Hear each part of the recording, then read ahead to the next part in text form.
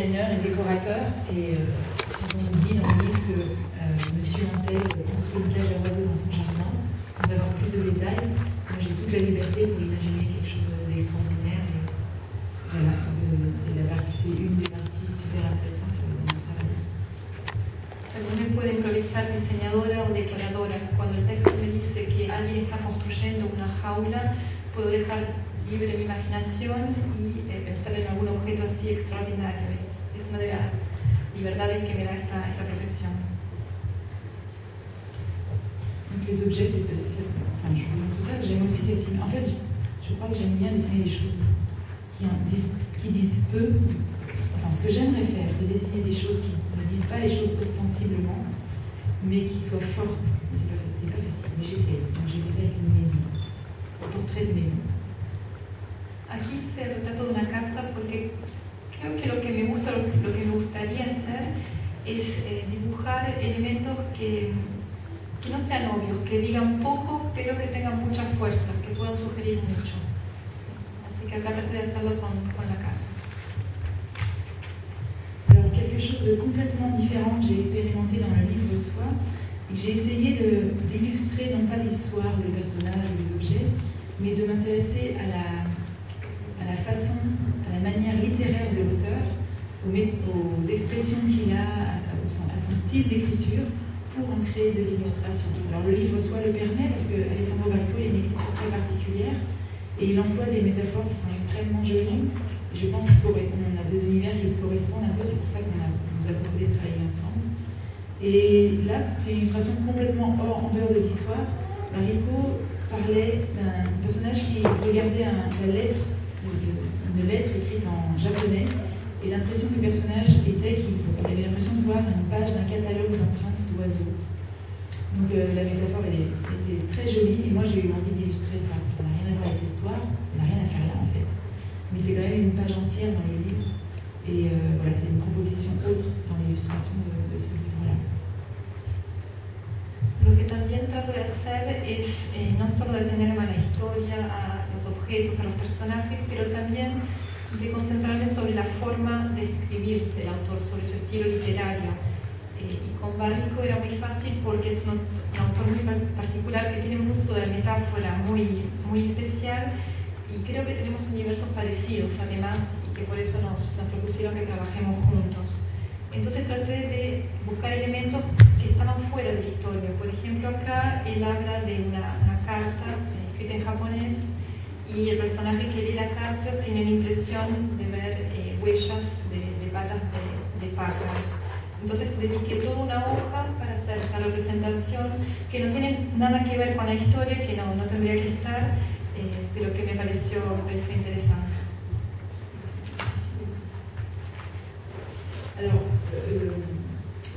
bon, en plus, ça me permet de vous montrer différents styles graphiques aussi. J'ai travaillé les empreintes d'oiseaux, ce sont des reports, des transferts, c'est un peu compliqué à expliquer, j'ai fait du transfert, j'ai fait du crayon, de l'encre. J'ai beaucoup expérimenté ces images-là. On ne voit pas très bien, mais c'est du crayon qui est huilé, verni, graissé, je ne sais même plus, enfin, et j'avais envie de faire quelque chose qui ressemble un peu à de la gravure.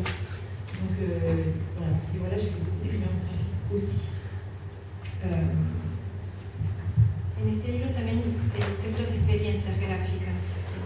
En la imagen anterior, el estilo gráfico que usé es el estilo de transferencia con lápiz, con tinta, y aquí en este dibujo usé otros recursos. Usé un lápiz, pero también deposité. C'est huilé, graissé, verni, je recommence, ça ne marchait pas, j'ai dit cuisiner. Fue como una especie de cocina que fui haciendo con aceite, con verniz, con materias más grasosas, para tratar de lograr el efecto del grabado, con experimentación. Ce que je vais vous dire surtout sur ces dessins-là, c'est que là, j'ai encore pris un parti différent, c'est-à-dire que j'ai essayé vraiment d'imaginer une scène qui ne m'était pas du tout décrite dans le livre, de tourner ma caméra, d'écouter le texte comme on voit off dans un film, de tourner ma caméra vers autre chose. Ici, le personnage, je sais, parce qu'on me dit on lui lit une lettre d'amour de la femme dont il s'est épris, une lettre érotique très explicite sur une scène d'amour, et pendant 5 ou 6 pages, le texte, c'est une scène de sexe d'amour. La mythologique aurait voulu que j'illustre ces scènes-là, ces scènes érotiques. Moi, j'ai préféré imaginer le personnage recevant la lettre et recevant toute l'émotion que ça lui procurait. Et j'ai essayé de mettre en scène un acteur jouant l'émotion d'une lettre érotique qui lui est destinée. Et j'ai fait une série d'images comme ça, je vais vous montrer. Aquí el recurso que usé es ilustrar una escena que no está presente, que no está descrita en el libro, como si estuviésemos con la cámara yéndonos de la historia y que hubiese una voz off que nos va contando. En esta escena el personaje escucha la lectura de una carta muy erótica, muy implícita, de una carta que relata una escena de sexo.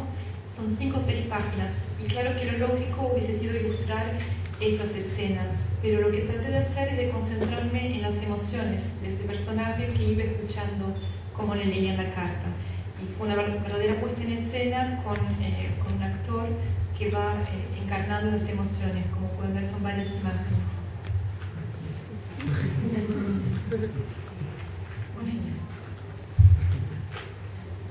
Et pour finir,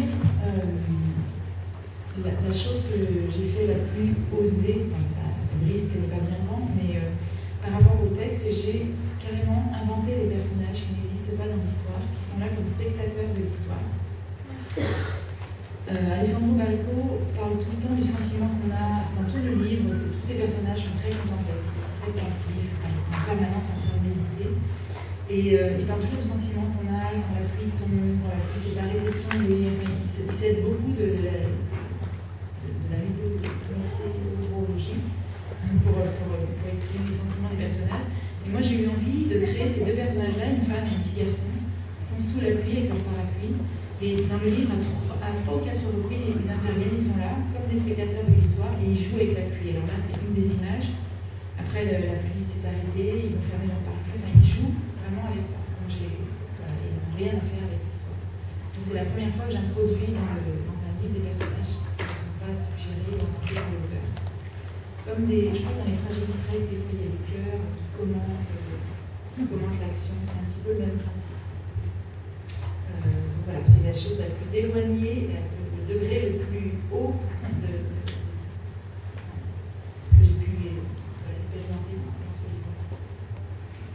Y para terminar quisiera mostrarles lo que hice de más osado, que el riesgo no era tan grande, pero inventé en este libro, espectadores de imágenes. Son personajes que no están en la historia, no hacen parte de la historia.